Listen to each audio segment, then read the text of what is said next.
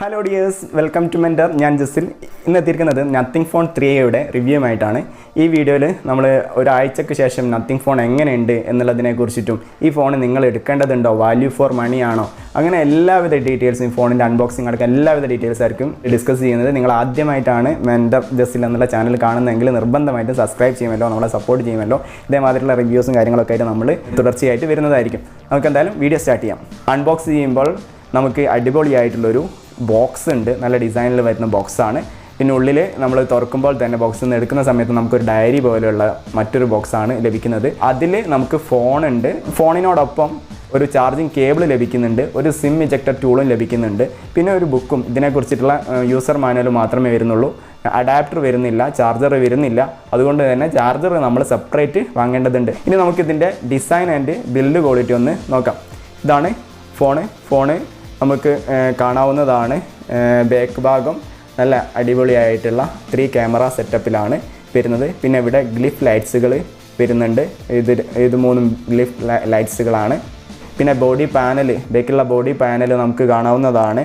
എല്ലാം ട്രാൻസ്പെറൻ്റ് ആയിട്ടുള്ള ബോഡി പാനൽസാണ് ഇതിൽ വരുന്നത്. പിന്നെ ഇത് നമ്മൾക്ക് 3 കളേഴ്സിലാണ് ലഭ്യമായിട്ടുള്ളത്. ബ്ലാക്ക്, ബ്ലൂ, പിന്നെ വൈറ്റ് കളറിലുമാണ് ലഭ്യമായിട്ടുള്ളത്.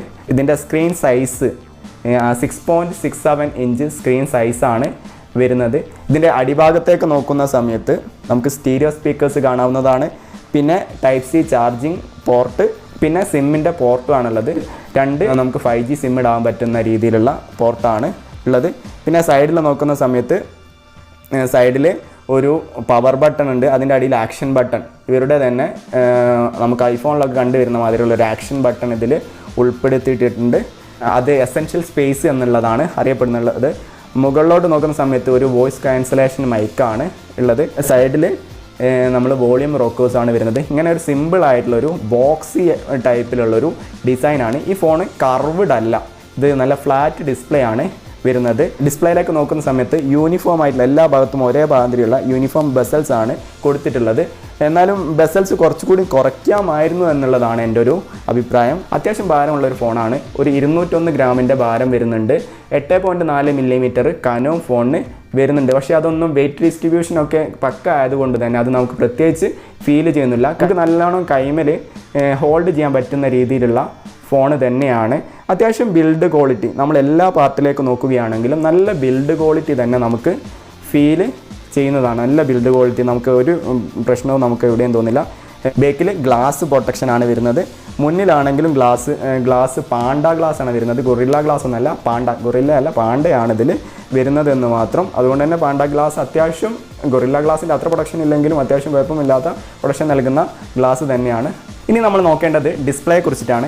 ഡിസ്പ്ലേ അമോൾഡ് ഡിസ്പ്ലേ ആണ് വരുന്നത്. 1 ബില്യൺ കളേഴ്സ് സപ്പോർട്ട് ചെയ്യുന്ന 120 ഹെർട്സിൻ്റെ റിഫ്രഷ് റേറ്റ് വരുന്ന HDR10+ ഡിസ്പ്ലേ ആണ് വരുന്നത്.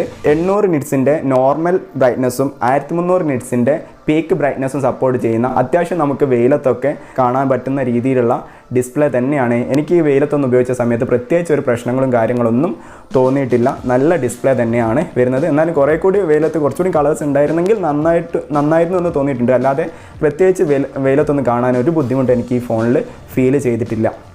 ഇതിൽ ഓൺ ഡിസ്പ്ലേ ഫിംഗർ പ്രിൻ്റ് ആണ് വരുന്നത്. നല്ല ഫാസ്റ്റ് ആയിട്ടുള്ള ഫിംഗർ പ്രിൻ്റ് ആണ്. പിന്നെ നമുക്ക് ഫേസ് ഡിറ്റക്ഷനും ഉണ്ട്. നമുക്ക് ഫിംഗർ പ്രിൻ്റ് ഒന്ന് ചെക്ക് ചെയ്യാം. വളരെ ഫാസ്റ്റായിട്ട് ഫിംഗർ പ്രിൻ്റ് നമ്മൾ ഐഡൻറ്റിഫൈ ചെയ്യുന്നുണ്ട്. നമുക്ക് ലോക്ക് ഓൺ ചെയ്യാൻ പറ്റുന്നുണ്ട്. അല്ലെങ്കിൽ നമുക്ക് ഫേസ് ഡിറ്റക്ഷൻ ഒന്ന് നോക്കാം. ഇതാ, വളരെ ഫാസ്റ്റാണ്.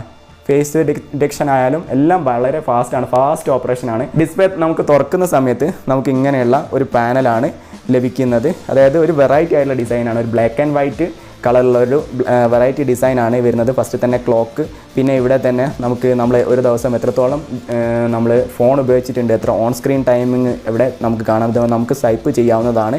പിന്നെ അതിൻ്റെ അടിയിൽ ഡിഫറെൻ്റ് ആയിട്ടുള്ള ഐക്കൺസ് ആണ്. പിന്നെ ഇതിങ്ങനെ സെപ്പറേറ്റ് ആയിട്ടുള്ള ബ്ലാക്ക് ആൻഡ് വൈറ്റ് തീമിലാണ് ഇതിൻ്റെ ഡിസൈന് വരുന്നത്. പിന്നെ നമ്മൾ ഇതിൻ്റെ മെയിൻ മെനുവിലേക്ക് പോകുന്ന സമയത്ത് എല്ലാം അടുക്കി വെച്ച രീതിയിലാണ്, നമ്മളൊരു റൂമൊക്കെ അടുക്കി വെച്ച മാതിരി ഓരോന്നും, അതായത് സോഷ്യൽ എന്ന് പറഞ്ഞ ഒരു ഫോൾഡർ, മൾട്ടിമീഡിയ ടൂൾസ് എന്ന് പറഞ്ഞ മറ്റൊരു ഫോൾഡർ, അല്ലെങ്കിൽ എൻ്റർടൈൻമെൻറ്റ് പറയുന്ന മറ്റൊരു ഫോൾഡർ, യൂട്ടിലിറ്റീസ്, ബിസിനസ്, ഫിനാൻസ്, അങ്ങനെ ഷോപ്പിംഗ്, അങ്ങനെ എല്ലാ രീതിയിലും ഒരു അടുക്കി വെച്ച രീതിയിലാണ് ഇതിൽ കാര്യങ്ങൾ സെറ്റ് ചെയ്തിട്ടുള്ളത്.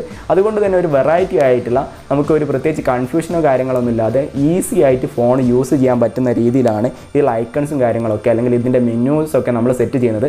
സാധാരണ ഒരു ആൻഡ്രോയിഡിൽ നമുക്ക് വളരെ ബുദ്ധിമുട്ടായിരിക്കും, ഓരോരോ ആപ്പ് നമുക്ക് തിരഞ്ഞു പിടിച്ച് നമ്മൾ എടുക്കേണ്ടി വരും. ഇത് അങ്ങനത്തെ ബുദ്ധിമുട്ടുകളൊന്നുമില്ല. പിന്നെ നമുക്ക് കാണാവുന്നതാണ്, ഈസി ആയിട്ട് നമുക്ക് സ്ക്രോളിങ്ങും കാര്യങ്ങളും എല്ലാം ഭയങ്കര സ്മൂത്താണ്, വളരെ ഫാസ്റ്റാണ്. പ്രത്യേകിച്ച് ഇതാണ് നമ്മളിപ്പോൾ ഈ ഭാഗത്ത് വരുന്ന ന്യൂസ് ഐറ്റംസ് കാര്യങ്ങളൊന്നും ഒരു ലാഗും ഇല്ലാതെ നമുക്ക് ഈസി ആയിട്ട് നമുക്ക് സ്ക്രോൾ ചെയ്യാൻ ഇതാക്കാനൊക്കെ പറ്റുന്നുണ്ട്. എല്ലാം സ്മൂത്ത് ആയിട്ടുള്ള ഒരു എക്സ്പീരിയൻസ് ആണ്. ഇനി നമുക്ക് പെർഫോമൻസിൻ്റെ ഭാഗത്തേക്ക് നോക്കാം. പെർഫോമൻസിന് പവർ നൽകുന്ന ചിപ്സെറ്റ് സ്നാപ്ഡ്രാഗൻ്റെ 7S Gen 3 എന്നുള്ള പ്രോസസ്സറാണ് വരുന്നത്. ആൻഡ്രോയിഡ് സ്കോറിൽ ഏകദേശം 8 ലക്ഷത്തിൻ്റെ ആ റേഞ്ചിൽ ആൻഡ്രോയിഡ് സ്കോർ ലഭിക്കുന്ന പ്രോസസ്സറാണ് ഇതിൽ നൽകിയിട്ടുള്ളത്. 2.5 GHz നല്ല ക്ലോക്ക് സ്പീഡ് വരുന്ന ഒക്ടാ കോർ പ്രോസസ്സറാണ് ഇതിൽ നൽകിയിട്ടുള്ളത്. അത്യാവശ്യം നല്ല പ്രോസസ്സർ ആയതുകൊണ്ട് തന്നെ നമുക്ക് ഡേ ടു ഡേ ടാസ്കിന് നമുക്ക് പ്രത്യേകിച്ച് പ്രശ്നങ്ങളും കാര്യങ്ങളൊന്നും നേരിടാൻ സാധ്യതയില്ല. പക്ഷേ ഇതിൻ്റെ ഒരു നെഗറ്റീവായിട്ട് നമുക്ക് പറയാവുന്നത്, ഇതിൽ UFS 2.2 എന്നുള്ള സ്റ്റോറേജാണ് നൽകിയിട്ടുള്ളത്. അത്യാവശ്യം ഒരു UFS 3.1 ആ റേഞ്ചിൽ എങ്ങനെയെങ്കിലും നമുക്ക് എന്ത് കൊടുക്കാമായിരുന്നു, ഇവർക്ക് കൊടുക്കാമായിരുന്നു. കോസ്റ്റ് കട്ടിങ്ങിൻ്റെ ഭാഗമായിരിക്കാം. എന്തായാലും ഇപ്പോൾ UFS 2.2 ആണെങ്കിലും LPDDR4X ആണെങ്കിലും അത്യാവശ്യം നല്ല ഒപ്റ്റിമൈസ്ഡ് ആണ്. നമുക്ക് അതിലൊരു പ്രശ്നങ്ങളും നേരിടില്ല.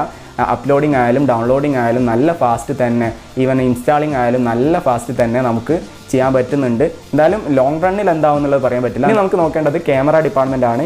ക്യാമറ പെർഫോമൻസ് എങ്ങനെയുണ്ട് എന്നുള്ളതാണ്. ക്യാമറ വരുന്നത് 50 MP സോണിയുടെ പ്രൈമറി ക്യാമറ വരുന്നുണ്ട്. പിന്നെ 50 MP ടെലിഫോട്ടോ ക്യാമറ വരുന്നുണ്ട്.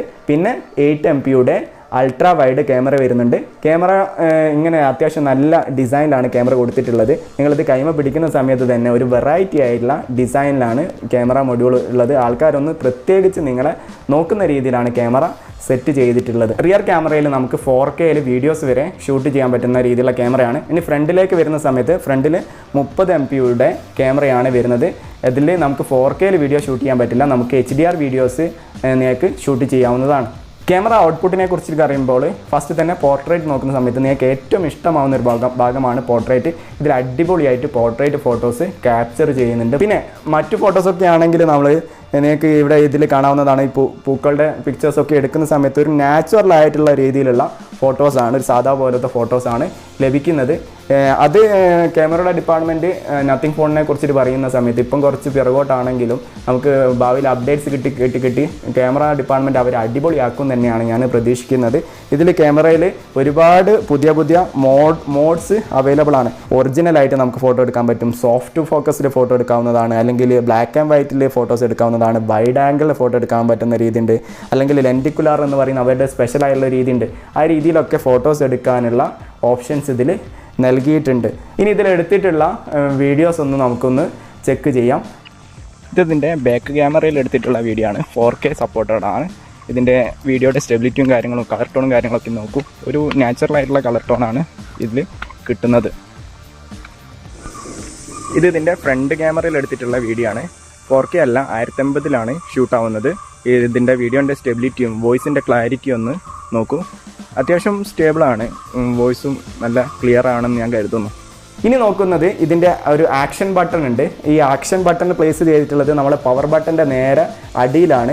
ഈ ആക്ഷൻ ബട്ടനെ കൊണ്ട് എനിക്ക് പ്രത്യേകിച്ച് ബുദ്ധിമുട്ടൊന്നും ഉണ്ടായിട്ടില്ല. പല ആൾക്കാർ പറയുന്നത് കേട്ടിട്ടുണ്ട്, അവർ പവർ ബട്ടണിന് പകരം ആക്ഷൻ ബട്ടൺ ഞെക്കിപ്പോയി എന്നുള്ള പല പ്രശ്നങ്ങളും പറയുന്നത് കേട്ടിട്ടുണ്ടായിരുന്നു. പക്ഷേ അങ്ങനെ ഒരു ബുദ്ധിമുട്ടുകളും ഞാൻ ഇത്രയും ദിവസം ഉപയോഗിച്ചതിൽ നിന്ന് എനിക്ക് നേരിട്ടിട്ടില്ല. ആക്ഷൻ ബട്ടൺ ഞെക്കേണ്ട സമയത്ത് അത് ഞെക്കുന്നുണ്ട്, അല്ലാത്ത പവർ ബട്ടൺ ആ സമയത്ത് അങ്ങോട്ട് തന്നെയാണ്. നമ്മൾ സാധാരണ ഒരു ഫോണിൻ്റെ പവർ ബട്ടൺ ഉള്ള പ്ലേസിൽ തന്നെയാണ് പവർ ബട്ടൺ കൊടുത്തിട്ടുള്ളത്. നമ്മൾ സ്ഥിരമായിട്ട് ഉപയോഗിക്കുന്ന ഫോണിലൊക്കെ ഉള്ള ആക്ഷൻ ബട്ടൺ കുറച്ച് താഴത്താണ് വരുന്നത്. അതുകൊണ്ട് തന്നെ അതിന് പ്രത്യേകിച്ച് ബുദ്ധിമുട്ടുകളൊന്നും ഇതുവരെ നേരിട്ടിട്ടില്ല. ആക്ഷൻ ബട്ടൻ്റെ ഒരു ഗുണം, നമ്മളിപ്പോൾ ആക്ഷൻ ബട്ടൺ നമുക്കിപ്പോൾ എന്തെങ്കിലും ഒരു വീഡിയോസ് കാണുകയാണ്, ആ വീഡിയോസിനെ കുറിച്ചിട്ട് നമുക്ക് ഒരു സ്ക്രീൻഷോട്ട് എടുക്കണം, അങ്ങനെയാണെങ്കിൽ നമുക്ക് എന്ത് ചെയ്താൽ മതി, ഈ ആക്ഷൻ ബട്ടണിൽ നമുക്ക് ജസ്റ്റ് ഒന്ന് പ്രസ് ചെയ്താൽ മതി. നമുക്ക് വേണമെങ്കിൽ അവിടെ വോയിസ് ആയിട്ട് അതിനെക്കുറിച്ചിട്ട് കാര്യങ്ങൾ പറയാവുന്നതാണ്, അല്ലെങ്കിൽ നമുക്കൊരു നോട്ടായിട്ട് നമുക്കവിടെ റെക്കോർഡ് ചെയ്യാവുന്നതാണ്. അങ്ങനെയാണെങ്കിൽ നേരെ അത് അവിടേക്ക് അങ്ങ് പോയിക്കോളൂ. എന്തായാലും എൻ്റെ ഒരു യൂസ് കേസിൽ ആക്ഷൻ ബട്ടൺ എനിക്ക് വളരെ ഉപകാരമായിട്ടുണ്ട്. കാരണം പിന്നീട് നമുക്ക് എടുത്തു നോക്കുന്ന സമയത്ത് ഇവിടെ ഡബിൾ ക്ലിക്ക് ചെയ്താൽ മതി. ഡബിൾ ക്ലിക്ക് ചെയ്ത് കഴിഞ്ഞാൽ നമ്മൾ മുന്നേ സ്റ്റോർ ചെയ്ത് വെച്ചിട്ടുള്ള കാര്യങ്ങളൊക്കെ നമുക്ക് അവിടെ കാണാവുന്നതാണ്. ഇതിൽ വരുന്ന സോഫ്റ്റ്വെയർ ആൻഡ്രോയിഡ് 15 ബേസ്ഡ് ആയിട്ടുള്ള നത്തിങ് OS 3 സോഫ്റ്റ്വെയർ ആണ് വരുന്നത്. നത്തിങ്ങിൻ്റെ കാര്യമായതുകൊണ്ട് തന്നെ സോഫ്റ്റ്വെയർ അപ്ഡേറ്റ്സ് പക്കയായിരിക്കും. ഞാൻ ഫോൺ എടുത്ത അന്ന് തന്നെ എനിക്കൊരു അപ്ഡേറ്റ്സ് ലഭിച്ചു. അതിനുശേഷം ഞാൻ ഇന്നിപ്പോൾ വീഡിയോ ചെയ്യുന്നതിൻ്റെ മുന്നോടിയായിട്ട് മറ്റൊരു അപ്ഡേറ്റ്സും ലഭിച്ചിട്ടുണ്ട്. അതിൽ ഒരുപാട് ഇമ്പ്രൂവ്മെൻറ്റ്സ് ആണ് ക്യാമറ സൈഡിലായാലും മറ്റു കാര്യങ്ങളിലായാലും അവർ വരുത്തിയിട്ടുള്ളത്. നത്തിങ്ങിൻ്റെ പ്രോമിസ് പ്രകാരം ഇപ്പോൾ ഫോണ് ആൻഡ്രോയിഡ് 15 ആണ്, അത് ആൻഡ്രോയിഡ് 18 വരെ അവർ നൽകുന്നുള്ളത് അവർ പ്രോമിസ് ചെയ്തിട്ടുണ്ട്. സോഫ്റ്റ്വെയർ എക്സ്പീരിയൻസിനെ കുറിച്ചിട്ട് പറയുന്ന സമയത്ത് വളരെ ക്ലീൻ ആണ്. ഇതിൽ നിങ്ങൾക്ക് ഒരു ബ്ലോട്ട്വെയർസ് നിങ്ങൾക്ക് കാണാൻ പറ്റില്ല. ബ്ലോട്ട്വെയർസ് ഏതോ ഒരു ബ്ലോട്ട്വെയർ സെറ്റാണ് അവർ കമ്പനിയുടേതായിട്ട് വന്നിട്ടുള്ളൂ. വേറെ ഒരു ബ്ലോട്ട്വെയർസും ഇതിൽ വന്നിട്ടില്ല.